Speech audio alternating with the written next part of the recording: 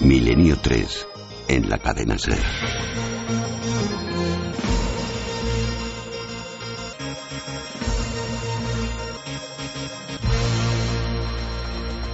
Buenas noches y bienvenidos a la nave del misterio. Esto es Milenio 3, yo soy Santi Camacho y que echéis de menos a Iker Jiménez y Carmen Porter, que sepáis que esto va a ser solamente esta noche. De hecho ya mañana a las 22:45 en Cuarto Milenio, en 4, podéis disfrutar ya de toda la familia milenaria. Hoy este sábado se están tomando un descansito que bien que se lo merecen. Nada, Taosa, buenas noches. Muy buenas noches. Nunca antes habías estado tan cerca de lo desconocido.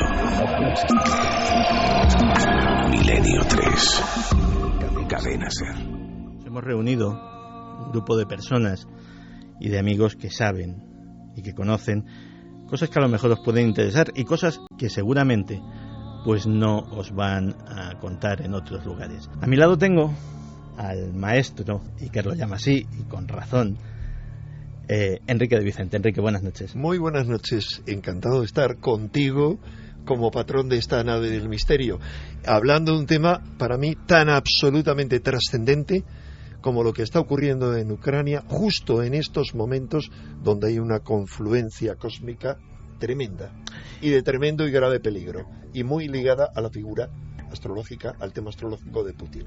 Enrique, antes vamos a escuchar una entrevista, pero quisiera que me dieras un titular, una línea. ¿Qué está sucediendo en Ucrania? ¿Qué crees que es lo que nos están sustrayendo de ese cúmulo de noticias que está saturando los medios de comunicación esta semana? Pues un cruce histórico sin precedentes en todos los sentidos. Vamos a explicar por qué. Luego, porque Ucrania es clave en la historia de Europa y es realmente la cuna de la civilización rusa. Es la primera Rusia, el primer pueblo fue la Rus de Kiev, una gran civilización que tenía a su vez, desde mi punto de vista, origen en una dinastía muy antigua, que fue la misma que gobernó en Egipto, los Ensuhor, los Haroerek. El primer fundador mítico de la Rus de Kiev fue el halcón, Haroerek, y así su escudo es el escudo de Ucrania, un halcón descendiendo del cielo, que es como veían descendientes a estos príncipes de esos halcones que descendían del cielo. ¿Y por qué tiene tremenda importancia para el mundo lo que ocurra allí y el conflicto que Putin ha desatado en estos momentos, que según su tema astral son los más favorables para él? Todos los antiguos decían, para alguien que tiene una carta astral como la de Putin, según me ha explicado el gran astrólogo Vicente Casaña, el momento más decisivo para desatar una guerra es justo con esta cruz cósmica. Pues de todo eso tendremos tiempo de hablar largo y tendido con Enrique, pero antes quisiera saludar a una persona que conoce Ucrania, conoce Rusia, conoció la Unión Soviética, porque vivió allí muchísimo tiempo, muchísimos años, y que va a compartir ese conocimiento con nosotros. Ya ha estado aquí en el programa. Juan Antonio Sanz, buenas noches. Muy buenas noches, Santi, Javier, Enrique, Clara, a todos. Juan Antonio, te traslado la misma pregunta y de una forma que sea comprensible para todos. Tú que conoces también esa zona, tú que conoces también las tensiones que se producen en ella, ¿qué está sucediendo allí? Yo creo que Enrique lo ha definido muy bien cuando ha dicho que el origen de la propia Rusia está en la Kiev ucraniana, en la Kiev de los Rus, de los vikingos que bajaron por los grandes ríos. Y lo que está sucediendo es que Europa, para nuestra desgracia, siempre ha comprendido muy mal a Rusia y en estos momentos la está comprendiendo peor. Precisamente ya no se trata de un tema de oleoductos, de gasoductos, de dominios geopolíticos, que también, o cuestiones económicas. Se trata de una cuestión anímica. Renunciar Rusia a Crimea, a Ucrania, dejar de tener una influencia directa, para los rusos puede ser el mayor golpe político, espiritual, desde que se disolvió la Unión Soviética. Juan Antonio, he dicho que tú conoces muy bien aquello. De hecho, hoy precisamente el foco de tensiones de las noticias se encontraba en Sebastopol, con un intento de toma de una base militar ucraniana. Y no me resisto a preguntarte sobre una historia casi de James Bond que tienes, que fue tu entrada en Sebastopol, ¿no? Sí, precisamente esto ocurrió pues hace bastante tiempo, hace un poco más de 20 años. En el año 93 volvía yo de un recorrido con un amigo mío japonés por la ruta de la seda en China, y llegando a Kazajistán, donde entonces se encontraba mi exmujer, decidimos viajar hacia Crimea. Eran unos tiempos en que no se podía uno pensar de otra manera que Crimea, a pesar de que ya estaba en Ucrania, era rusa. En una de estas, pues decidimos ir hasta Sebastopol. Entonces estaba prohibido sin un permiso especial para los extranjeros. Y yo, pese a que podía hablar el ruso y llevaba un tiempo ya en Rusia, pues seguía siendo un extranjero. Con lo cual, pues bueno, dejé mi pasaporte en casa de la señora que había tenido a bien ofrecernos posada. En aquellos tiempos los hoteles eran un poco complicado acceder a ellos, y me hice pasar por azerbaiyano. Para ello ayudó también mi acento. Los policías que entraron en el autobús, donde solo había rusos o ucranianos o gentes de la antigua Unión Soviética, pues les pareció mi acento lo suficientemente caucasiano como para hacerme pasar y poder cruzar esta frontera que separaba además el resto de Crimea de Sebastopol. Y fue muy interesante porque pude acceder a los grandes puertos donde estaban toda la flota. Saqué fotografías increíbles que deben andar por ahí perdidas en algún libro. En aquel entonces pues no había Facebook para conservarlas, o Getty, o algunas de estas inventos de hoy en día. Y entonces la verdad es que fue una experiencia muy muy interesante y un poco arriesgada por el hecho de que si me hubieran pillado en ese momento, pues bueno, seguramente no se lo habrían pensado mucho en meterme en alguna de las cárceles que tienen allí. Pues hay otros compañeros en otros programas que evidentemente harán análisis políticos y análisis geoestratégicos. Yo sí he querido llamarte esta noche, ha sido porque tú siempre te has interesado también por toda la historia mágica, por toda la historia legendaria, por toda la historia, llamémosla oculta, de tanto la antigua Unión Soviética como en este caso de Ucrania. Ucrania es un país lleno de leyendas, ¿no? Lo es. Y la propia Crimea. Acordaros de que en sus costas se fundó la fabulosa ciudad griega, la colonia griega de Quersoneso. Tuve oportunidad de visitarla, Kerch, que es como se llama allí. Pero desde los antiguos escitas que tenían en Crimea y buena parte de Ucrania su reino más occidental, con sus contactos con griegos, la llegada de los sármatas después, cuando estos pueblos pues enterraban a sus muertos y construían sobre ellos los kurganes llenos de tesoros. Digamos que ya desde entonces llamó para Occidente, para lo que era Roma, para lo que era Grecia, una atención especial como el lugar de donde venía el oro, donde los grifos podían ponerse, aquellas criaturas milenarias o míticas, mejor dicho, mezcla de águilas y leones, podían conservar y resguardar estos tesoros. Pero según avanzamos con el tiempo, los misterios siguen produciéndose, y no hace tanto tiempo, ya en la época de la guerra de Crimea, que fue, digamos, la primera guerra moderna entre 1853 y 1856, que enfrentó a los rusos contra una coalición de turcos, franceses y ingleses, británicos, digamos, en una de las primeras guerras mundiales, entre comillas, europeas. Todavía quedan restos de aquellas leyendas de aquellos tiempos que nos hablan de todos los seres, de todas las cuestiones que aparecieron en torno a este gran conflicto, seguro que Santi tú lo conoces muy bien, la carga de la caballería ligera. Precisamente lo tenía aquí preparado para ti. Permíteme que te lea una cosa. Sí. Cañones a su derecha, cañones a su izquierda, cañones ante ellos. Recibieron descargas de disparos y estallidos. Les atoronaron con fuego y obuses. Cabalgaron con bravura. hacia las fauces de la muerte, hacia la boca del infierno. Cabalgaron los 600 por el valle de la muerte. Supongo que este fragmento de Tennyson te suena, ¿no? El gran Tennyson, efectivamente, el gran Tennyson. Pues fíjate que cuando estuve yo allí, muy cerquita del campo de batalla de Balaclava, que fue donde se produjo también esta carga de la brigada ligera de jinetes británicos a la toma de un bastión, además por una serie de incongruencias en las órdenes de mando que fueron terribles y que llevaron a masacrarse a estos 600, a la mayor parte de estos 600 jinetes. Estuve en un templo que se llama el Templo de San Nicolás, que lo empezaron a construir precisamente en 1856, se consagró en 1870. Tiene una forma muy extraña porque es como una pirámide. Entonces allí estuve hablando con una señora que, digamos, mostraba el lugar y me contaba sobre las leyendas y las versiones sobre fantasmas todavía de tiempos de la Gran Guerra de Crimea. ¿Fantasmas de esos 600 jinetes?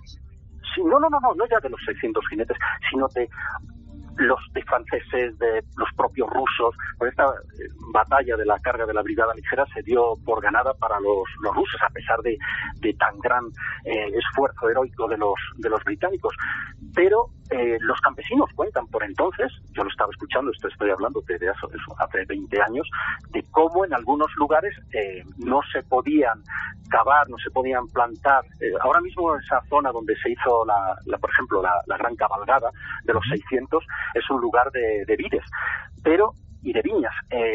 Hay otros lugares en los que no se puede plantar nada porque los campesinos siguen pensando que ahí hay determinadas fuerzas, se ven determinadas sombras por la noche que les impide, desde luego, ejercer su labor con normalidad. Cuando estuve en Chernóbil, una de las cosas que me sorprendió fue que también en ese hecho terrible y en ese caos tecnológico que acabó con la vida de miles de personas y que truncó la vida de muchos más con enfermedades, con sufrimiento, me chocó encontrarme con una historia mágica, la historia del pájaro negro de Chernóbil. Parecía que una especie de Mothman se había aparecido a los trabajadores de la central y había sido una especie de heraldo siniestro de la catástrofe que sucedió después. Pero parece ser que esos pájaros o esos hombres pájaro no son precisamente una historia nueva y que en el folclore y en la historia oculta de Ucrania pues también se han dado más veces, ¿no? Así es, y fíjate que cuando yo recuerdo haber visto la película aquella famosa sobre el Mothman, cuando me acordé de esas versiones, de esos cuentos que me habían narrado allí en las cercanías de Balaclava. Y es que hay un cuento, una leyenda, o como lo queráis llamar, que nos dice que en 1855, creo que fue, en una de estas grandes batallas entre los ejércitos turcos y británicos, había una tregua, y en una de estas unos soldados rusos, entre los ejércitos, me estoy confundiendo, los turcos y británicos contra los rusos. Hubo un grupo de soldados rusos que decidieron aprovechar esa tregua para sorprender a los británicos y causarles un número de baja, puesto que había esa pequeña tregua, y al filo de la medianoche fueron acercándose al bastión donde estaban las tropas aliadas de turcos y británicos, y cuando ya estaban a punto de llegar al lugar, uno de ellos le pareció ver una especie de pájaro sin cabeza, ellos lo referían como un cuervo sin cabeza, que a una serie de gritos empezó a llamar a otro montón de estos seres. Salieron corriendo los rusos hacia su campamento, pero este grupo, no sé si eran 6 o 5 soldados, lo que ocurrió es que despertaron las sospechas o la alarma de sus propios compañeros y les dispararon. Solo sobrevivió uno de estos soldados, que fue el que refirió cómo una bandada de seres extraños con apariencia de hombre, pero con una cabeza muy muy extraña y con alas, les acometieron. Fue una cuestión muy muy extraña. Cuando los turcos y británicos oyeron los disparos, lanzaron otra ofensiva y se inició una de las escarabuzas más sangrientas de la guerra. Juan Antonio, Yo quería preguntarte una cosa. En este conflicto, no sé si coincides con esta opinión, he detectado que las maquinarias de propaganda tanto de uno y otro bando están funcionando a toda máquina y están confundiendo mucho la información. Realmente, ¿tú cómo ves la resolución o las posibles consecuencias de lo que pueda pasar en las próximas semanas? Bueno, para mí, mi impresión es que Crimea ya está perdida para Ucrania. Pero lo peor es que Rusia puede estar perdida para Europa. Estamos en unos momentos donde la gente empieza a hablar, los analistas, y creo que en ello pueden tener algo de razón, de la entrada en una segunda guerra fría. La guerra fría, si recuerdas, Santi, comenzó en Yalta, en el este de Crimea, en 1945, en esa conferencia que vio como el ya moribundo Franklin Delano Roosevelt pues aceptaba el dominio de la Unión Soviética de Stalin sobre media Europa, sobre la Europa oriental y central. Y es inquietante que la nueva Guerra Fría, que muchos están vaticinando, parte del mismo escenario. Y puede ser precisamente por esa incomprensión de lo que está ocurriendo. Para Europa, para la Unión Europea, esta es una cuestión de intereses económicos y un aseguramiento de imponer un orden institucional europeísta que a lo mejor no sirve en todas partes.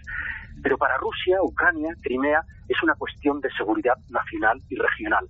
Y es un tema también para Moscú de geoestrategia, con todo lo que ello implica. Así fue siempre durante la Unión Soviética.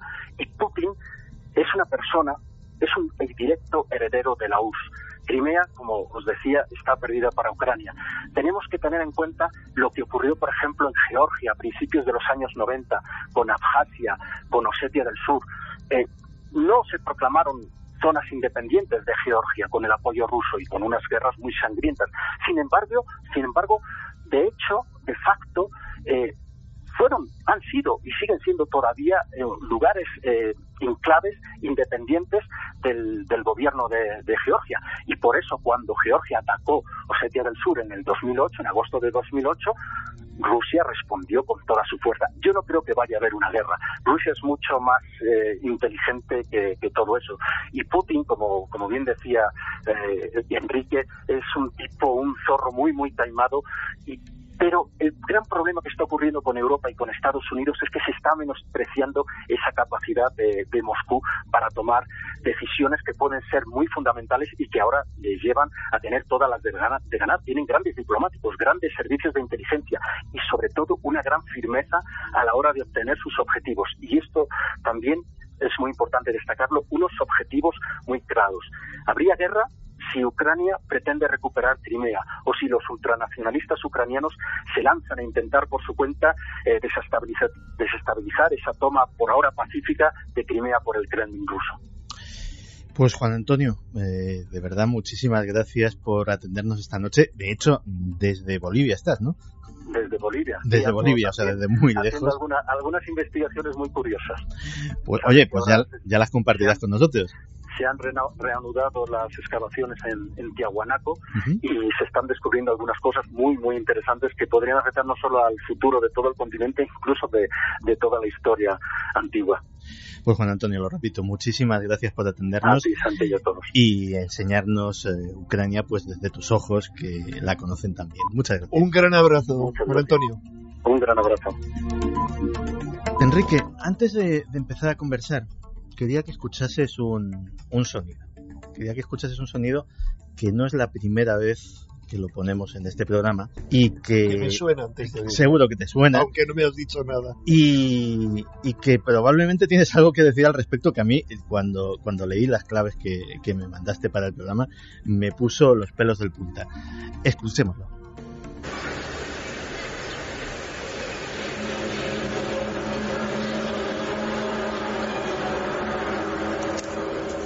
Hemos oído esto que se ha dado en llamar el hum o el ham, depende de cómo y de quién lo pronuncie, o el zumbido, o el zumbido, sí, vamos a hablarlo en castellano. Fue una de las primeras veces que se dio este fenómeno, fue en Kiev. Fue una filmación y una grabación que dio la vuelta al mundo y que fíjate, aquí cuando hablábamos del tema, una de las primeras cosas que preguntaba ahí, que era, bueno, ¿y a vosotros qué os sugiere esto? Y Carmen o yo, alguien dijo por aquí, nos sugiere pues a las trompetas de Jericó o algo, exacto, o algo no bíblico. Recuerdo cómo se llaman, en este momento la memoria me falla, tienen un nombre muy concreto, no trompetas, sino unos instrumentos de viento que utilizan los sacerdotes de Jerusalén y que reaparecen en las profecías sobre el gozne de los tiempos que se describen en la Biblia. Es curioso, sí, desde luego no es, cuando se habla del zumbido, es como hablar de ovnis, es decir, todo lo que brilla es un ovni, así que todo sonido no clasificable es un hum. Pues no, resulta que hay sonidos muy diferentes y para mí, de todos los que escuché en el pasado, antes de ocurrir nada en Ucrania, el que más me impresionó oír y ver en medio de los edificios es eso retumbando en la Gran Kiev. ¿Y tú crees que esto pudo ser alguna especie de presagio? ¿Pudo ser un signo de esos que veían los antiguos, como igual que cuando se veía un cometa y parecía el heraldo de desgracias? ¿Tú crees que esto podría haber sido en este caso un heraldo de una época funesta para los ucranianos? Pues mira, como yo ya sabes que no tengo pelos en la lengua y pese a que soy casi más conspiranoico que tú y debería pensar que es que formaba parte de alguna arma psicotrónica, pues no. Resulta que yo esto lo presentía. Es decir, había un presentimiento de que algo raro estaba ocurriendo ahí. Yo he tenido en ocasiones así la sensación que he tenido, porque insisto, yo me he quitado la venda de la cabeza, la venda esa que nos impide pensar y salirnos del tiesto y ser políticamente incorrecto, pues sí. A mí me encanta ser políticamente incorrecto. Sí. Me encanta equivocarme con tal de hacerlo fuera del tiesto y fuera del sistema y fuera de este estado de aborregamiento y de lobotomización, como dice el comandante Iker Jiménez. Pues bien, para mí, dentro de estos sonidos, lo que más me inquietaba, lo que más me asociaba son como quejidos de la tierra. Y esto sonaba a trompetas. Y resulta que cuando analizamos las grandes profecías bíblicas, tú sabes tan bien como yo que si hay nombres que son claramente asociables, son, por ejemplo, hay 3 grandes profecías bíblicas para mí. El Apocalipsis. En el Apocalipsis hay un solo nombre, tú sabes muy bien, casi un solo nombre, que es claramente identificable, que es Ajenjo. Cae la estrella Ajenjo del cielo y envenena la tercera parte de las aguas. ¿Y cómo se dice en ucraniano Ajenjo? Chernóbil, que envenenó las aguas. Bien, hay otra profecía que es la de Daniel, que tiene que ver, pero la vamos a dejar aparte, que describe los 4 reinos, y aquí hay la culminación del 4º reino en todo este conflicto. Pero hay la otra profecía importante que es Ezequiel. Y en la profecía de Ezequiel, cuando se describe cómo las legiones de Gog y Magog se agrupan, las de Gog bajando del norte, para confluir en la guerra del Armagedón, es decir, en la guerra del Valle de Megido, al pie del monte Hermón, donde descendieron los vigilantes y donde se libra la batalla final, se nombra entre los pueblos que descienden el pueblo Drus. Siempre se ha dicho, Rusia. No, Rus significa, en ruso, como ha dicho muy bien ese gran políglota y gran sabio que es Juan Antonio Sanz, de verdad, para mí, el hombre que más sabe porque más ama al Rus, al pueblo ruso, a los pueblos eslavos, porque ha vivido muy a fondo en ellos, pues resulta que la primera es la Rus de Kiev. Es decir, algo está coincidiendo ahí. No hay ninguna otra nación tan identificable en términos bíblicos proféticos como Ucrania. Pues fíjate que parece que hay una especie de enlazamiento de profecías o de enlazamiento de malos presagios. De hecho, estaba pensando cuando estábamos hablando antes de las trompetas de Jericó, caramba, o sea, ¿qué pasa cuando se van abriendo los sellos del Apocalipsis? Se van tocando trompetas por parte de los ángeles. Las 7 trompetas. En fin, si ya teníamos poco, hemos hablado con Vicente Casaña, con otro gran amigo, el director de la revista Tu Suerte y el mejor astrólogo que yo he conocido nunca, y por eso le llamé, hace 20 años le pedí, por favor, que hiciera un anuario para mi revista, porque era el mejor. Se estaban barajando nombres de astrólogos argentinos y tal, y vino a hacerlo el mejor. Pues vamos a ver lo que nos dice Enrique, que nos va a dar que hablar también para otro ratito.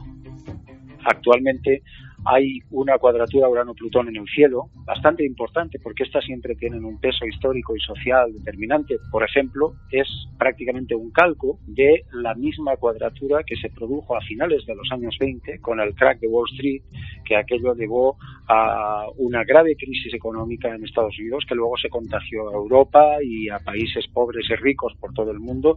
Aquello produjo una grave crisis social, política y demás, y ahora estamos en una cuadratura de estas, lamentablemente en un tiempo difícil, y especialmente ahora porque la cuadratura que hay entre Urano y Plutón cierra una gran cruz precisamente en esta primera mitad del año, y los meses más críticos, podríamos decir, van a ser marzo, abril, mayo. Bueno, el anuario astrológico del 2014, que se publicó a principios de septiembre del año 2013, pues ya advertí que precisamente desde finales del 2013 hasta mitad de este año 2014 había una configuración astral verdaderamente peligrosa. Yo, que siempre le he quitado hierro a las grandes cruces y a las configuraciones astrales peligrosas, y así lo advertía, que siempre le había quitado hierro, pero que precisamente estábamos ante una configuración astral de las más peligrosas en las últimas décadas, probablemente la configuración astral más peligrosa desde la Segunda Guerra Mundial. Pues parece, Enrique, que la astrología tampoco nos da ninguna alegría en este sentido, ¿no?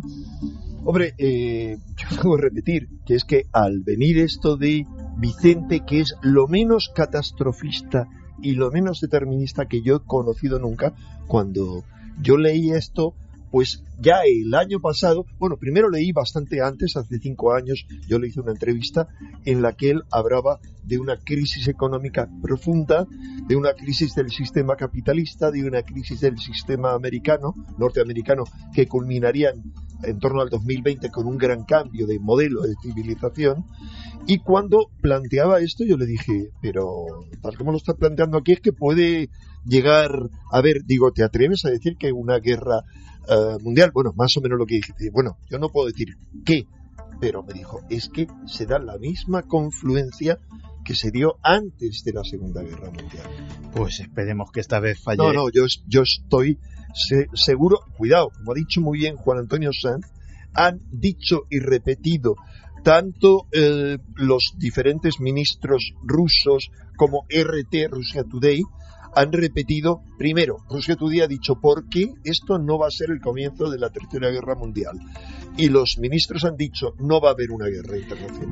De eso hablaremos después, porque ya para finalizar el capítulo de profecías, me decías que hasta Nostradamus podía tener algo que ver en esta historia. Bueno, no, resulta tiene que ver en el sentido de que todos, yo incluido, dijimos, bueno, sobre todo yo tengo la convicción de que las profecías no se cumplen la inmensa mayoría porque están hechas para no cumplirse. Y yo creo en la posibilidad de ver cosas en el futuro, pero son como modelos arquetípicos, y es decir, si haces esto podría ocurrir tal cosa, es decir, deberíamos corregirlas, son advertencias, pero mira, me parece que no hemos hecho ni puñetero caso a ninguna de las advertencias que se nos han hecho. Seguimos devastando el planeta, y lo peor es que nos devastamos a nosotros mismos, o mejor dicho, nos dejamos devastar e hipnotizar. El sistema de hipnosis colectiva es tan grande, aquí nada cambia. Hay un estallido revolucionario como el que ha habido en Ucrania, y como todos los que ha habido a lo largo de la historia, rápidamente es saboteado, manipulado y pervertido. O sea, esto ocurre constantemente, así que parece que necesitamos un manotazo en la espalda para que nos enteremos y despertemos. Pues impresionar, lo que se dice impresionar, impresiona. Yo quería preguntarle a Clara, a Javi, a mis compañeros, si ellos, como ciudadanos, como periodistas, toda esta historia de la crisis de Ucrania la han seguido, les preocupa, lo ven tan grave como realmente parece que nos lo están apuntando. ¿Qué me decís? Bueno, la verdad es que, claro que lo estoy siguiendo y con mucha atención, porque me parece que es un tema que es crucial en estos momentos, y yo sí que lo veo grave, es decir, lo veo igual de grave de lo que estáis hablando. Quién sabe, puede ser la antesala de algo que posteriormente nos va a afectar, nos va a tocar más de cerca, porque parece que las cosas que cuando suceden pues lejos, bueno, como está lejos, pues no nos llega, ¿no? Y quizá todo esto va a desencadenar unas consecuencias que nos van a afectar de manera mucho más directa. Y bueno, me gusta decir que Enrique, me encanta cómo hablas, porque siempre hablas muy claro y explica las cosas muy bien explicadas, de tal manera que te queda todo, porque es verdad que es un poco lioso todo este asunto, ¿no? Para quienes no estamos familiarizados con esa riqueza cultural y esa región. Entonces, bueno, esta es mi opinión sobre lo que me estás preguntando, sobre este asunto. Uh-huh. ¿Javi? Bueno, yo tengo la sensación, cuando hablas con expertos, con gente que estudia las relaciones internacionales, la sensación es que se está intentando incluso desdramatizar un poco todo esto, uh-huh, para que no ocurra el pánico, para que, bueno, esto quede como una noticia más que al final, con esta sobreinformación que sufrimos a diario, pues al final se nos olvide, ¿no?, con la vorágine diaria. Pero la sensación, desde luego, para mí personalmente es preocupante, y más aún oyendo pues las palabras de Enrique, por ejemplo, ¿no?, y de otras personas con las que hemos hablado esta noche. ¿Y a nuestros oyentes, Javier, les preocupa, les asusta? Pues la verdad es que están bastante asustados. Mira, Sara DM, por ejemplo, dice: ojalá te equivoques, Enrique, más nos vale que estés muy equivocados en este tema. Juan Manuel Maite Camino dice: lamentablemente, cuando la cosa se pone dura solo se respeta a los países que tengan peso atómico, y Rusia tiene peso y sobrepeso. A ver quién le tose a Putin y volveremos a la era fría. Charlie da Silva: creo que mientras todos miran para un lado, lo verdaderamente importante sucede en el otro, y como no, Estados Unidos está al acecho. María José Pulido: wow, Rusia puede estar perdida para Europa, nueva guerra fría, impactantes palabras. Alex Sisó: gran labor la de los periodistas que están en lugares conflictivos jugándose el tipo por la noticia. El Cuervo dice que la historia de Ucrania está plagada de reyes despóticos y regímenes nada democráticos. ¿Esta sociedad para ser Europa? Pantera: espero que tus palabras, Enrique, no se hagan realidad, de una guerra de Ucrania que arrastraría a Europa. En realidad mucha gente desea que Enrique se equivoque. Pues esperemos. Espero equivocarme. Yo deseo el primero equivocarme, y desde luego me parece que si solamente fuera Crimea, que como ha dicho Juan Antonio Sanz, será devuelta a Rusia como una república autónoma, porque solo lleva 60 años, porque se la regaló Khrushchev por ciertos motivos a Ucrania.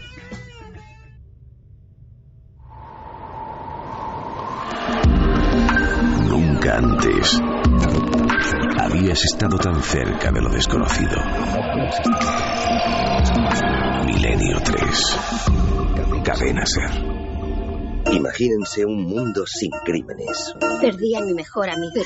Perdí a papá. Perdí a mi padre. Perdí a mi mujer. Hace apenas 6 años la tasa de homicidios en este país había alcanzado proporciones de epidemia. Parecía que solo un milagro detendría aquel baño de sangre. Pero en vez de un milagro se nos concedieron 3. Los precognoscentes. En solo un mes, con el programa Precrimen, el índice de asesinatos en la ciudad de Washington se redujo un 90%. Iban a esperarme en mi coche. Iba a violarme. Iba a apuñalarme. Aquí. En un año, Precrimen acabó de forma efectiva con los homicidios en la capital del país. Durante los 6 años que ha durado este sencillo experimento, no se ha cometido un solo crimen. Ahora Precrimen puede funcionar para usted. Queremos tener la absoluta certeza de que todo americano pueda confiar en la infalibilidad del sistema y de que aquello que garantiza nuestra seguridad también garantiza nuestra libertad. Precrimen funciona. Funciona. Precrimen funciona. No, esto no era publicidad de la cadena SER. Es un corte de Minority Report. La película, como todos sabéis, habla de una división de policía que es capaz de prever los crímenes antes de que sucedan. Todo eso lo hemos hablado durante todos estos años, pues como algo que era técnicamente posible, como algo que se podía hacer mediante tal o cual sistema, que era teóricamente, pero hoy Diego Marañón nos va a contar que esto no es teóricamente posible, sino que a lo mejor se está haciendo en algún sitio. Pero antes de saludar a Diego, dilo tú, Javier.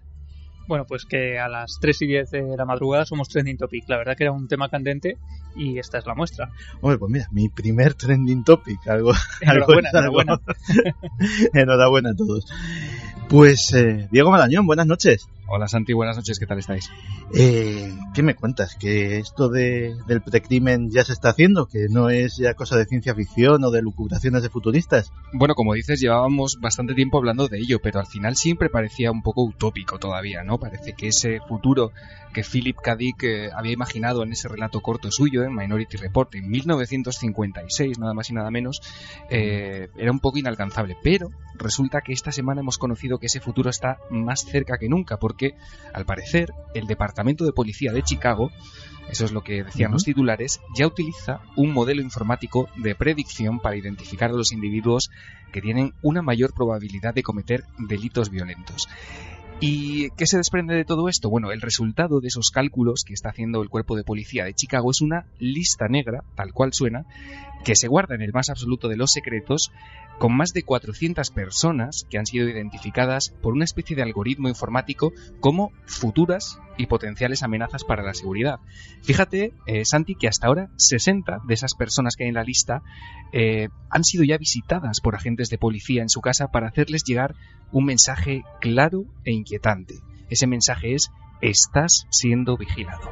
Vamos a ver, Diego, me estás diciendo que hay 400 personas, 400 ciudadanos de Chicago que un programa informático ya los ha señalado como futuros delincuentes y que algunos de ellos la policía les ha ido a ver y les ha dicho que, bueno, cuidado con lo que haces, que sabemos que estás pensando algo malo. Te estoy diciendo exactamente eso, y además es que muchos de ellos ni siquiera tienen antecedentes penales, son ciudadanos como tú y como yo, que jamás han tenido ni un solo problema con la policía, que no han pasado una noche en el calabozo, pero que sin embargo, por determinadas circunstancias, desde hace unos meses están en esa lista negra. Este proyecto, Santi, lleva en marcha desde el año 2009. Se puso en marcha gracias a una inversión de $2 millones por parte del Instituto Nacional de Justicia. Y, como te digo, utiliza una especie de algoritmo que ha sido desarrollado por Miles Wernick, que es un profesor e investigador del Instituto de Tecnología de Illinois. Este hombre lleva desde los años 80 haciendo trabajos de este tipo, de análisis predictivo, trabajando con las fuerzas militares de Estados Unidos, y ese algoritmo se basa en los antecedentes penales para identificar no solo a los que se consideran pues probables infractores reincidentes, sino también, como te digo, a personas que tienen que sin tener antecedentes penales sí que tienen algún tipo de contacto con delincuentes. Y además no solamente eso, sino que los clasifican, los ordenan en una especie de ranking en función del riesgo. Por eso en esa lista están también los nombres de personas que no tienen problemas con la policía, pero que viven, por ejemplo, en un barrio conflictivo, o cerca de personas que sí que los tienen, o comparten amistades comunes. Factores todos estos que les hacen pues más proclives a estar involucrados en algún tipo de delito o en acto criminal o violento. Estamos así pues más cerca que nunca de ese concepto que parecía que no iba a llegar, que es el de culpable por asociación. Conoces a alguien que es culpable, por lo tanto tú pues puedes estar cerca de convertirte en objetivo de la justicia, ¿no? Eso es lo que proponía Minority Report, una especie de predicción del crimen. Fíjate que lo decíamos en algún momento de esta temporada cuando hablábamos de los algoritmos y de la capacidad que tenían de escribir música hasta predecir pues el futuro de las relaciones internacionales. Quién sabe si hay algún algoritmo ahora mismo tratando esta crisis de Crimea. Y eso, ese poder ya se está aplicando a cosas que afectan a los ciudadanos, a cosas que pueden, pues de repente tú eres un señor que vive en un mal barrio, que tiene unos amigos pues un poquito conflictivos o lo que sea, pero y eso ya te coloca bajo la lupa de la policía de Chicago. Sí, y además se ha encendido la polémica, sobre todo en este caso en concreto en Chicago por dos hechos fundamentales. El primero es pues la posibilidad de que se invada la privacidad de la población civil, hay ese temor lógico, pero también es curioso porque se ha acusado a este proyecto de ser racista. Se supone que casi todos los de la lista son de raza negra, algo que de todos modos si pensamos que se trata de Chicago, bueno, pues tampoco resulta tan extraño. Hay antecedentes curiosos, Santi, porque no es el primer proyecto de este tipo que ¿No es sale. el primero? No es el primero que sale a la luz. Hace ya unos años se habló de algo conocido como PredPol, una especie de software, un programa informático que estaban utilizando las autoridades estadounidenses, sobre todo en ese país, aunque empezó a testarse en Inglaterra, y que al parecer pues acierta también bastante a menudo. Este software, fíjate, te doy unos datos rápidos, ha reducido un 13% las actividades criminales de la ciudad de Foothill en Los Ángeles, y los robos en viviendas de la ciudad de Santa Cruz en California, por ejemplo, han descendido un 30%. En esa misma ciudad, que es donde pues el programa tiene, digamos, más éxito, la tasa de criminalidad en general bajó del 27 al 12%. Pero ¿qué es Predpol? Bueno, nos lo va a explicar Zach Friend, que es un analista criminal de la policía en esta ciudad, en Santa Cruz, California. Le escuchamos. Funciona de modo similar a como predecimos las réplicas de los terremotos. No se pueden prever los terremotos, pero sí sus réplicas. Resulta que cuando se produce un crimen podemos averiguar si habrá repeticiones asociadas. Lo que el algoritmo permite saber a los agentes es dónde y cuándo ocurrirá un delito. El algoritmo proporciona zonas de 150 por 150 metros divididas en cuadrados a las que acuden las patrullas. No les dice qué hacer, no es algo que reemplace la intuición, simplemente les permite centrar sus esfuerzos en esas áreas. Pues suena bastante increíble. En este caso no se enfoca tanto en los ciudadanos como que señala una cuadrícula y el programa dice aquí va a pasar algo, no sé exactamente qué, pero esto tiene muy mala pinta, ¿no? Sí, efectivamente, son cuadrículas de unos 150 metros por 150, entonces lo que hacen la policía es, a partir de los datos que proporciona el programa informático, envía coches patrulla, por ejemplo, y con esa visibilidad de la presencia policial en ese barrio, se supone que asustas de alguna manera a los probables o previsibles delincuentes para que lleguen a hacer sus acciones pues criminales o delictivas, ¿no? El programa este también funciona a base de algoritmos. Han sido desarrollados por las universidades de Santa Clara y por la Universidad de Los Ángeles, y lo que hace es analizar estadísticas, lugares, horarios en los que se han cometido delitos previos y los cruza con los datos sociológicos y con patrones de comportamiento criminal. Uno puede pensar, bueno, pero esto puede resultar carísimo. Bueno, pues no, ya verás. Zach Friend, este analista criminal de Santa Cruz en California, nos explica también por qué este software Predpol es bastante útil y bastante rentable. Es muy difícil para una persona tener unos patrones a tan largo plazo, sobre todo para un nuevo agente. No es fácil interiorizar un historial. Esto pone todos los elementos sobre el tablero de juego para que al final los resultados sean los mejores. El software cuesta lo mismo que un analista criminal o incluso menos.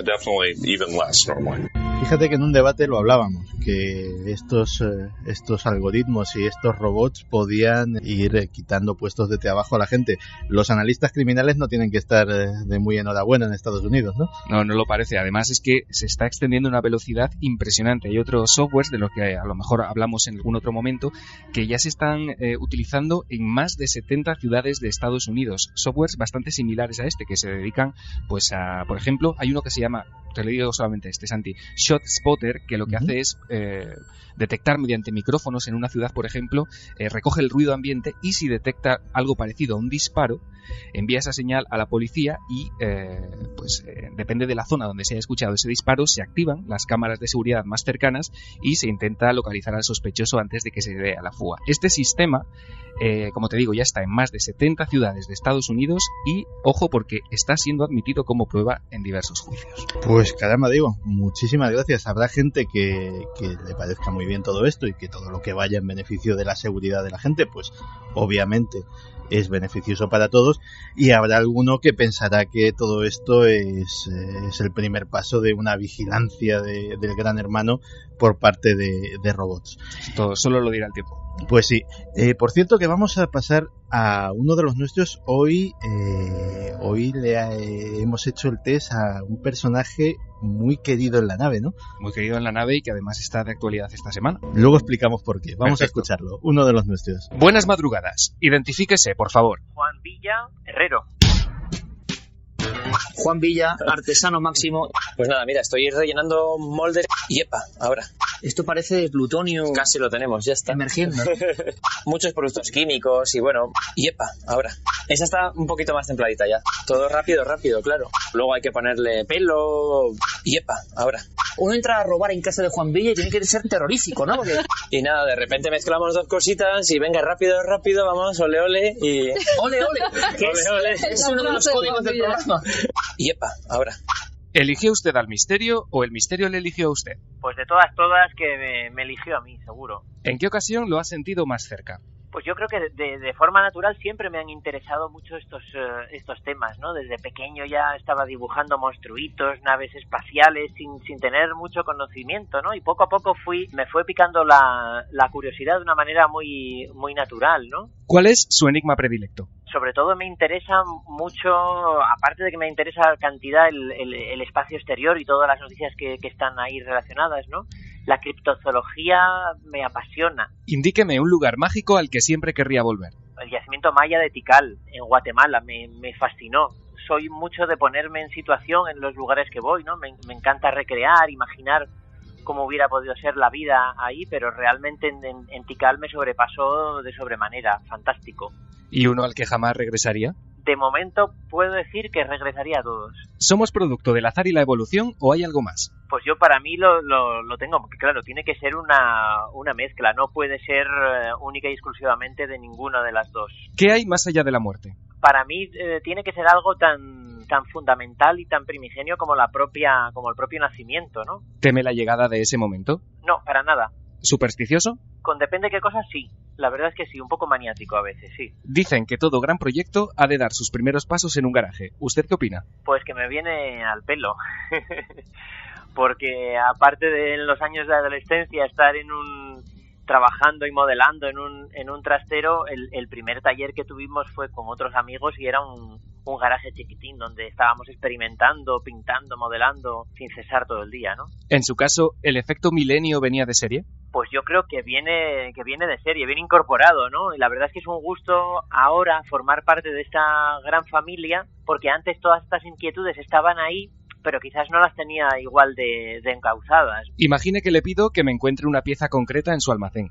¿En serio sabe dónde está todo? Yo creo que podría decir casi en un 95% que sí, a fin de cuentas son mis criaturitas, ¿no? Más o menos las tengo localizadas, sí.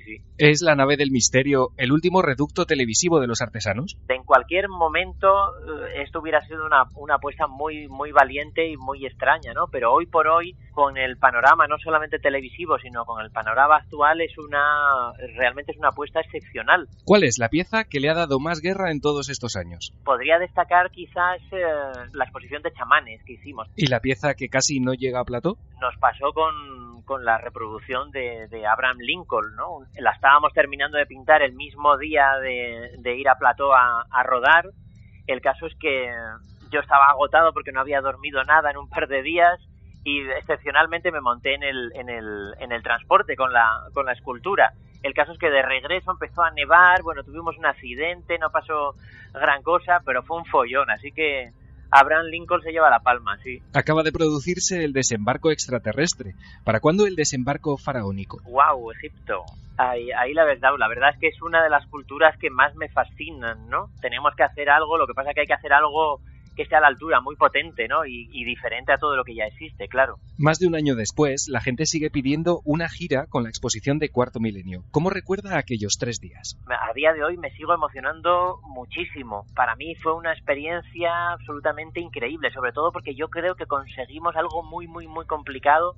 Creo que conseguimos llevar un poquito de la esencia de la nave del misterio a la gente y creo que estaba en el aire, se palpaba, se mascaba. Y eso todos los que estábamos allí lo sentíamos.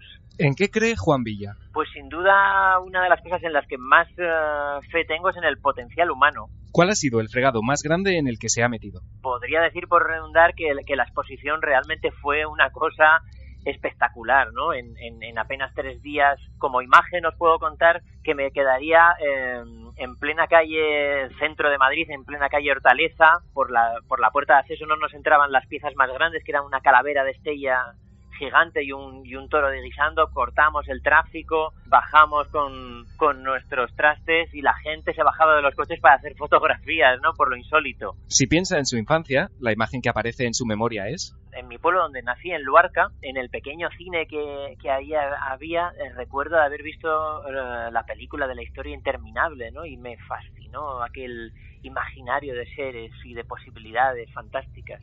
¿A quién le encantaría haber conocido? El artesano, el escultor que estuvo tallando la esfinge de Gizeh en Egipto, ¿no? Imaginaros cómo tuvo que ser ese momento que ha pasado tan tremendamente a la historia, ¿no? ¿A qué tiene miedo? A las atrocidades del ser humano. Un libro y una película. Voy a elegir el perro de los Baskerville y películas, podría decir Cristal Oscuro, El laberinto, otra vez La historia interminable. Un pintor y un músico. Me apasiona Kandinsky, Vasily Kandinsky. Y un músico, aunque suene muy clásico, pero yo lo conocí desde pequeñito, y es Mike Oldfield, ¿no? Acabemos con un vicio confesable. Yo creo que puede ser guardarlo todo, porque la verdad es que si venís aquí al taller, yo me encanta guardarlo todo, no solamente, lógicamente, las piezas terminadas de atrezo, pero cualquier cosa, me resisto a tirar un palillo, una rueda, una impresora vieja, siempre me gusta guardar todas estas cosas. Gracias por su colaboración. La identificación ha sido completada con éxito. Desde este momento puede considerarse de forma oficial y por méritos propios uno de los nuestros. Si a mí me preguntasen por un personaje entrañable, o sea, entrañable con todas las letras mayúsculas de los que habitan esta nuestra pequeña comunidad, ese es Juan Villa. Juan Villa, un tipo que desprende alegría, que es el mago, el artífice que plasma en materia muchas cosas que forman parte de nuestros sueños, de nuestras elucubraciones, que simplemente le damos 4 indicaciones, 2 fotografías y te hace reproducciones exactas de lo que sea. Y un tipo con una calidad humana extraordinaria. Hay una frase de Juan Villa que nos la ha pegado a todos. Cuando dice ole ole, ole ole es una expresión muy suya y yo creo que no hay nadie del equipo de Cuarto Milenio que no diga ole ole en algún momento ya del día o de la semana. Diego, decíamos que Juan era noticia por... Esa es noticia pues precisamente por ese grandísimo trabajo que hace cada semana en la nave del misterio, porque este miércoles, Santi, la Academia de las Ciencias y las Artes de Televisión anunciaba a los candidatos a la 16ª edición de los premios Iris de televisión. Y Juan Villa, junto con Blanca Ricoy, están nominados por Cuarto Milenio a la categoría de Mejor Dirección de Arte. Así que toda la suerte para esos premios que se celebran a finales de mayo. Toda la nave del misterio está con nuestro artesano. Pues toda la suerte que se la merecen, no solamente por buenas personas, sino por el magnífico trabajo que hacen y por los grandes profesionales que son, y no porque trabajen en nuestro programa. Diego, muchísimas gracias. Un placer, Santi. A ver, Javi, estábamos hablando durante la hora anterior, y además ha sido una hora intensa, de Ucrania. Tuvo su origen uno de los movimientos feministas más extraños, o por lo menos que le está dando al feminismo una especie de nuevos aires o de nuevas formas, llámalo como quieras, que son las Femen. Todos conocemos sus manifestaciones, todos conocemos su forma de expresarse, pero me comentabas que bueno, que esto vale, que puede que sea muy nuevo, pero no es en el mundo de las reivindicaciones feministas ni mucho menos lo más extraño que se haya podido hacer. Me dabas unas siglas, unas claves ahí un poco extrañas. ¿Qué es esto que me traes? Pues sí, tenemos que viajar, Santi, a 1968, una época convulsa en la que en Estados Unidos la mujer, el papel de la mujer, estaba viviendo un momento complicado, ¿no? De hecho, por las calles de Nueva York se repartían manifiestos feministas que decían cosas como: la mujer está reprimida, la ideología patriarcal lo abarca todo, la mujer está deshumanizada, sin recursos, solo puede aspirar a un trabajo de mecanógrafa y a cambiarse el apellido de un hombre, su padre, por el de otro hombre, su marido. Todo eso me parecen reivindicaciones muy justas, y de hecho pues hemos pasado una jornada precisamente para recordar la desigualdad que todavía hay entre hombres y mujeres en nuestra sociedad. Pero vale, esto es Milenio 3, ¿esto qué tiene que ver con nosotros? Bueno, pues lo que ocurre es que en ese ambiente de lucha por los derechos de la mujer, por la igualdad de la mujer, aparece un grupo muy particular, un grupo que reivindica todos estos derechos de una forma muy especial. No hace manifestaciones al uso, no hace boicots como se hacían habitualmente, sino que empiezan a recurrir a la magia y a las maldiciones para intentar llevar a cabo sus obras.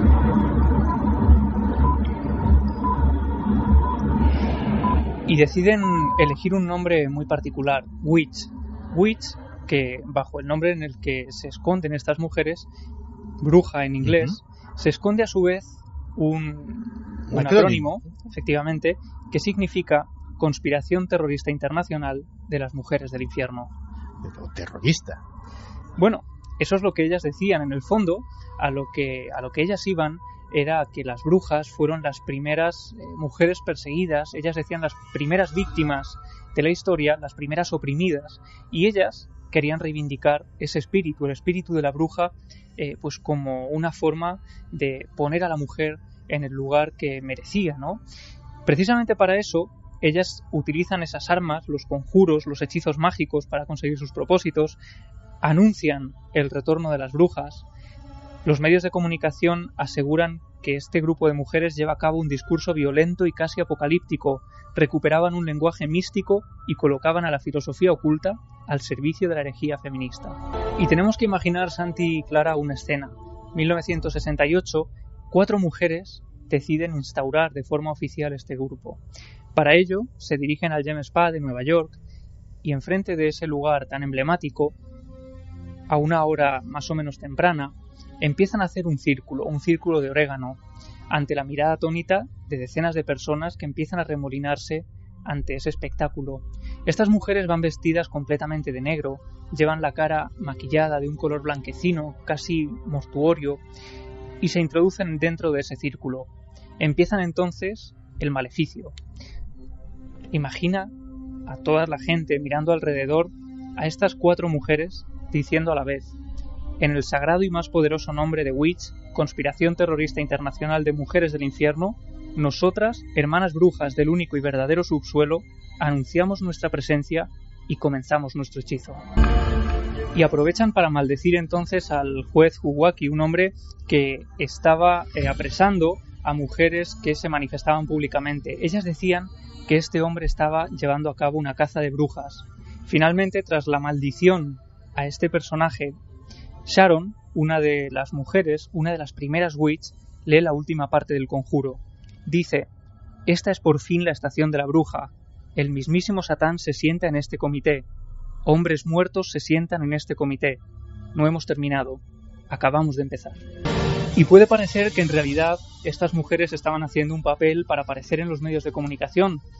Sería lo más lógico. Es justo lo que te iba a preguntar. Es decir, ¿esto era una maniobra propagandística? ¿Se vestían de brujas como se podían vestir de otra cosa? ¿O se lo creían?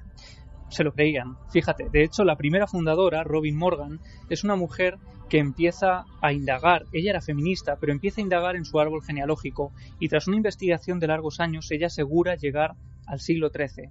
Y lo sorprendente es que ella, en todas las entrevistas, aseguraría que llevaba sangre de bruja en las venas, que sus antecesores ya practicaban la brujería, conocían las propiedades curativas de algunas plantas y, de hecho, ella aseguraba que muchas de sus antecesoras pues habían perdido la vida por ser acusadas como brujas. Y en este momento, cuando ella todavía no ha fundado Witch, está en una manifestación feminista y dice que sufre o vive un momento de iluminación, esos que tanto hemos hablado que duran apenas unos segundos. En esos instantes, ella asegura recordar una vieja religión, una religión que ella no había estudiado nunca, una vieja religión pagana, una religión de culto a la diosa. Y es entonces cuando esta mujer, Robin Morgan, decide agrupar a una serie de mujeres que se consideran brujas para llevar a cabo estas reivindicaciones. En varias entrevistas empieza, claro, el fenómeno se hace tan popular que los principales medios de comunicación quieren dar con ellas. Lo sorprendente es que no todos lo consiguen y que existen fotos contadas de estas mujeres, hasta tal punto que algunos medios bautizaron sus apariciones como apariciones fantasmales. La revista New York Times Magazine llega a utilizarlas en portada para hablar de la historia brujeril en Estados Unidos, es decir, que empiezan a tener una gran importancia. En solo un año, porque sus actuaciones duran poco más de un año, pues llevan a cabo todo tipo de actos, ¿no? Entre otros, por ejemplo, entregaban una serie de panfletos, de manifiestos, entre los que pedían a las miembros, a las personas que formaban parte de Witch, que utilizaran todo tipo de elementos rituales, como los gatos negros, las velas, los cánticos, las hierbas, el vudú, los trozos de uña, los círculos venenosos o los mechones de pelo como una forma de reivindicar y de conseguir sus objetivos. ¿Y sabemos de más acciones de estas multitudinarias que hubiesen llevado a cabo? Una de las que más repercusiones ha tenido a lo largo de los años y que ha sido recordada porque de ellas hay muy poca información es el acto que llevaron a cabo en contra del sistema financiero. Deciden reunirse para atentar contra Wall Street, deciden mandar una maldición a Wall Street y se reúnen en la noche de Halloween del año 68, de 1968. Estas mujeres, un grupo de mujeres enlutadas, decide reunirse frente a la sucursal del Chase Manhattan Bank y cuando cae la noche empiezan el aquelarre. Lo que el diario Rat describió como estas mujeres, con los ojos cerrados y las cabezas agachadas, invocaron un hechizo de las brujas argelinas mientras anunciaban el próximo hundimiento de la bolsa. Podría parecer algo anecdótico, sin embargo a mucha gente le supuso un auténtico quebradero de cabeza cuando al día siguiente la bolsa cerró con una caída de 6,5 puntos. Me lo temía. Y por ejemplo, otro de los actos multitudinarios a los que accedieron fue la convención del Partido Demócrata de 1968. En aquella época y en aquella convención en concreto, el partido estaba dividido por la guerra de Vietnam. Había un ambiente muy convulso en la sala. Y hay un momento en el que en medio de las discusiones, una puerta, la puerta que hay al final del palco, se abre de par en par dando un fuerte golpe. La gente se gira y se queda horrorizada cuando descubre que paseando por el centro de la sala está Sharon Krebs. Ellas no lo saben, pero es miembro de Witch, es una persona que forma parte de estas brujas modernas y lo que hace horrorizar a las personas, al público que está allí, es que sobre una bandeja lleva la cabeza de un cerdo. No será esa foto que me has enseñado antes. Efectivamente, esa es una de las pocas fotografías que quedan registradas de las acciones de estas mujeres. Unas personas, además, un grupo que causó auténticos quebraderos de cabeza a las autoridades porque empiezan a extenderse a lo largo del año 68 por varios estados de Estados Unidos. Boston, Chicago, San Francisco, Carolina del Norte, Portland y Austin son solo algunos de los lugares donde estos grupos pues extienden sus tentáculos. Unos tentáculos a los que algunos medios definieron como grupos de mujeres reunidas en secreto con el objetivo de conspirar contra el mundo. ¿Y sabemos qué fue de ellas? ¿Esto ha tenido alguna repercusión? ¿Ha tenido alguna continuidad en el tiempo? ¿Se puede seguir la pista hasta hoy o se disolvió en algún momento? Pues fíjate, sus actuaciones eran tan incómodas que las autoridades tomaron cartas en el asunto de manera muy rápida. Como decimos, duraron poco más de un año. Lo que ocurre es que durante ese año se apresan a varios miembros de Witch, se les acusa de conspiración y llamamiento a la violencia, se las encarcela. Algunos periódicos, incluso a favor de estas mujeres, llaman a todo este fenómeno una nueva caza de brujas, y lo más sorprendente es que al final, cuando vuelven a quedar unos 5 o 6 miembros de Witch, deciden disolverse, pero después de hacer un último maleficio. Otra vez en la noche de Halloween, esta vez del año 69, las últimas Witch se reúnen en una plaza de Nueva York y lanzan la maldición diciendo: nuestra hermana Justicia se encuentra encadenada y atada. Nosotras maldecimos la tierra en la que murió. ¿Y nunca más se supo? Nunca más se supo. Sí que durante el año 1970 hubo alguna escisión. Algunos miembros fundaron el grupo El Aquelarre y continuó este grupo durante unos años, pero desde luego no tuvo la fuerza que había tenido Witch. Algunos otros miembros feministas pues formaron nuevos grupos que utilizando estas siglas daban otras frases, pero poco más se supo. Ahora, gracias a la editorial La Felguera, que ha publicado en los primeros comunicados y hechizos de esta conspiración terrorista internacional de las mujeres del infierno, pues podemos saber algo más del tema. Pues la verdad es que no es fácil, me has conseguido sorprender. O sea, esto no conocía yo en absoluto nada de su existencia. Tú tampoco, supongo, claro, ¿no? No. Y bueno, la brujería como forma de reivindicación político-social. Bueno, pues ahí lo dejamos. Cosas más extrañas se han visto, pero pocas. Y esta noche es de esas noches en que parece que los hados se conjuntan para que prácticamente todo lo que hablamos tenga algún tipo de lo que llamamos los periodistas de una percha, de un precedente en las noticias. Hablábamos de Ucrania, hablábamos de las Femen y el poco tiempo en los informativos que dejan las crisis internacionales y las crisis locales estos días, pues nos hemos estremecido con la historia de un accidente aéreo que ha tenido lugar con la precipitación de un avión sobre las aguas del mar, la pérdida de un montón de vidas. Y siempre que sucede algo así, siempre que sucede una gran catástrofe, se habla de personas que de alguna forma lo presintieron, de personas que de alguna forma sabían que algo iba a suceder. Algunos, y los casos más conocidos, por ejemplo, hacen referencia al Titanic, incluso salvaron la vida gracias a esos presentimientos.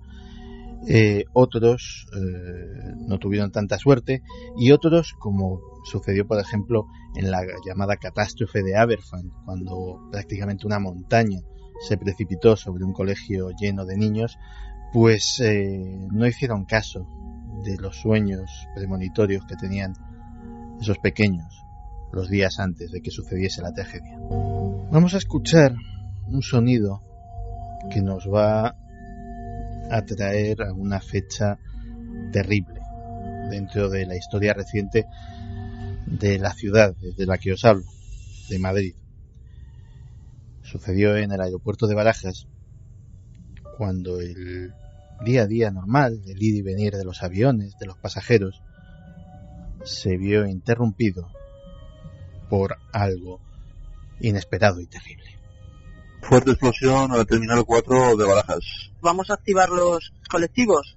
Ha sido el avión que se ha estampado. Silencio en radio si no es urgente. Al Aeropuerto Internacional de Barajas. ¿Ha explotado un avión? Tenemos un 75 en Barajas. ¿Qué es un 75? Un avión que ha explotado. Negativo simulacro. Recibido plan rojo. Activamos plan rojo. Explotaba, hostia. Manda para allá todo el mundo. Suspende todos los servicios. Sí, eso dice. No intentado ni nada, ¿no? No. El Viri que ha explotado. Yo no he desayunado ni he comido. Es un avión de Spanair que lleva 160 y tantos pasajeros. Por la hostia que se ha metido, atención, sí. Van a necesitar todo. Se está obteniendo igual que el punto de... Era el 20 de agosto de 2008.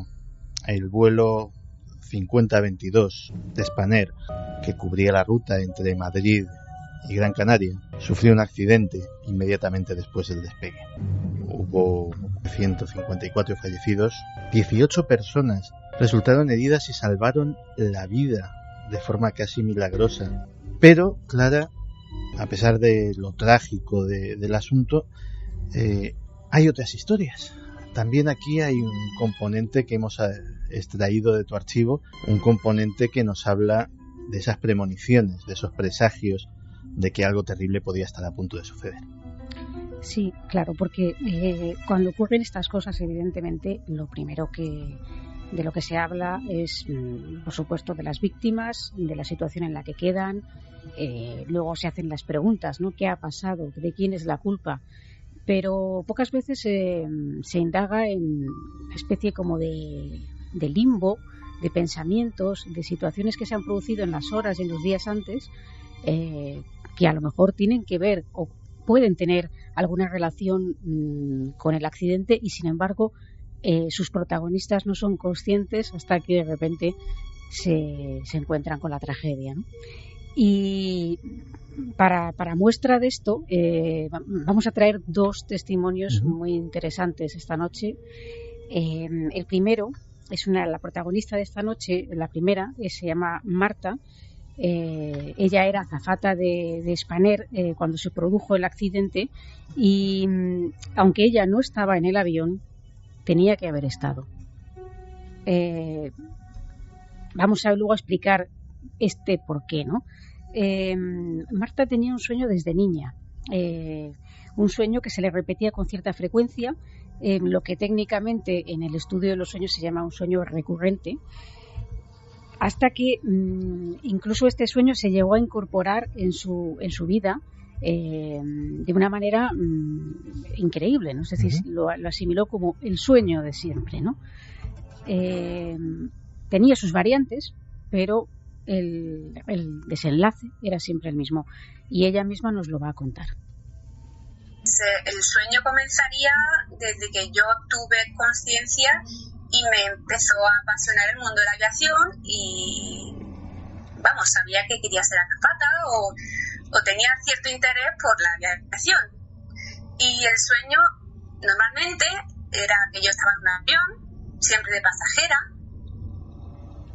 y a última hora o no llegaba a entrar al avión, o pues, como eran repetitivos, eran diferentes a la noche, pero siempre era lo mismo, era que yo veía cómo ese avión despegaba y se hacía como una bola de fuego. Y era repetitivo y lo pasaba mal. Tenía una sensación de quemar, pero en cierto modo también estaba como aliviada, decir.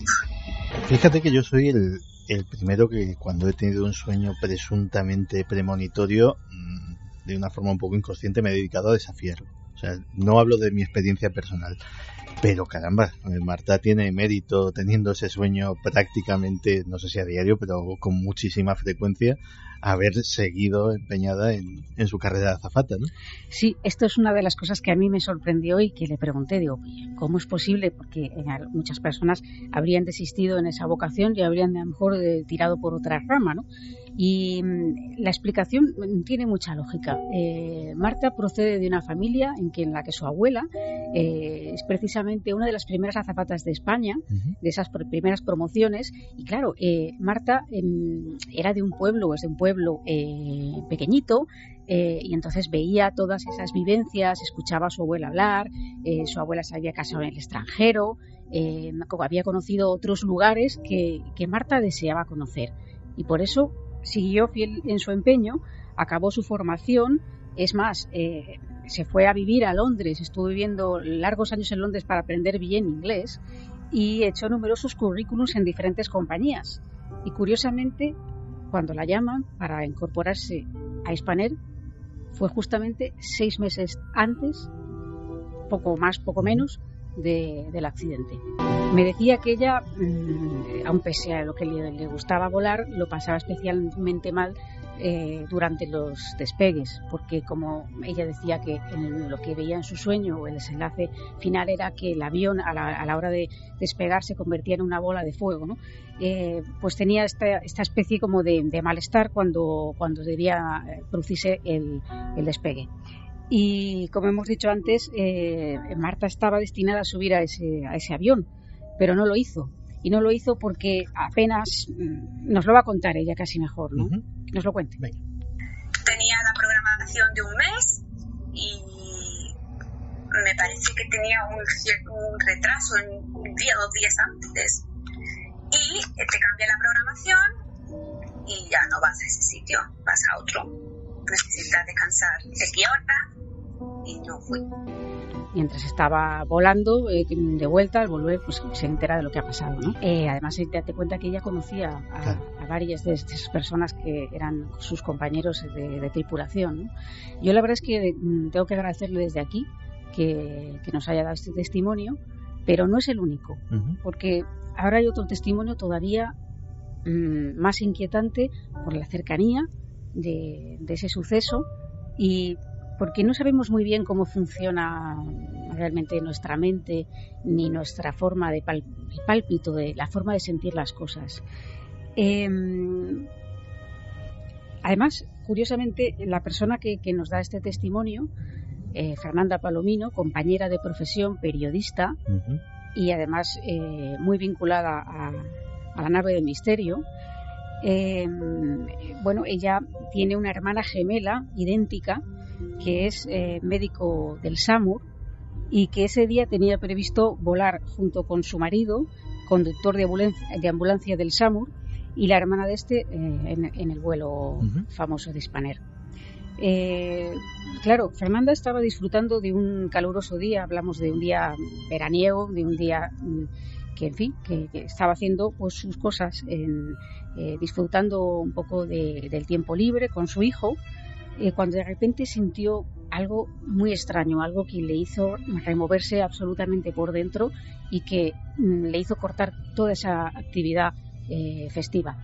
Ella misma nos lo va a contar y además muy bien contado porque se nota que es periodista y su crónica, ella misma hace este desenlace de manera magistral.